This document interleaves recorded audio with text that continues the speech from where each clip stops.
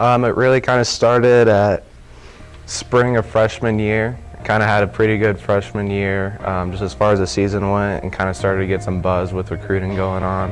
And then I kind of got my first varsity start sophomore year, that first game, and I kind of showed that I kind of lived up to the hype and played pretty well, then continued to have a pretty good sophomore year, and then the recruiting process just kind of has continued from there. I'm the director of recruiting at 24/7 Sports, so I oversee our recruiting coverage across the country, which starts with prospects and where they're going to go to school and what schools they're considering, and also what the blue bloods and high-profile schools, what prospects they're looking at, and then also I have a hand in our rankings. So for us, we have 5 stars, 4 stars, 3-star prospects, and 2-star prospects. 5 stars, we have 32 5 stars each recruiting cycle, so that represents there's 32 first-round picks in the NFL draft. A 4-star generally means that we think you're going to be an NFL prospect. A 3-star means that we think you're a 2-year starter at a Power 5 program with a chance to be an all-conference player. And 2-star we think that you're an FBS Division I recruit. Well, I think you're looking at athletic traits. You're looking at their size, speed, athleticism. You like to see verified testing numbers from 40-yard dash to agilities to a vertical leap. You like to see multiple sport athletes. You like to see production on Friday nights, particularly in the state tournament and big games. I think that's where you start. I'm a 4-star. I'm ranked 2nd in Indiana, and I think I'm like 180th in the country, something like that, somewhere around there. So after semi-state last year, we played Penn, and I had like one of my best games. I had like 4 sacks, and then the day after, IU called me and they offered me.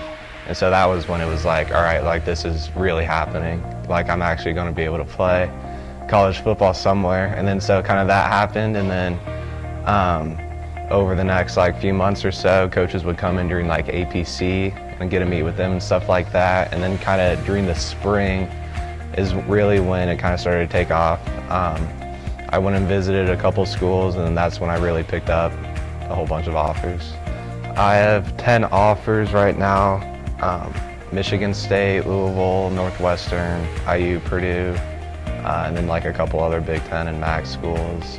So we have a lot of Carmel guys in the database right now, some guys that haven't been offered yet that I think have a chance to be prospects down the road.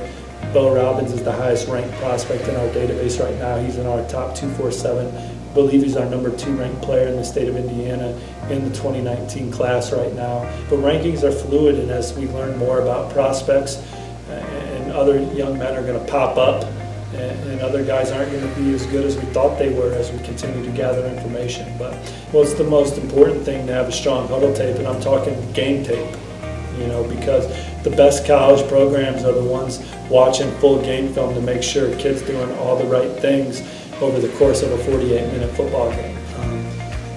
Kids are taking visits before they're getting offers sometimes, and college coaches are on the road a couple times a year, going into high schools and adding kids to lists, and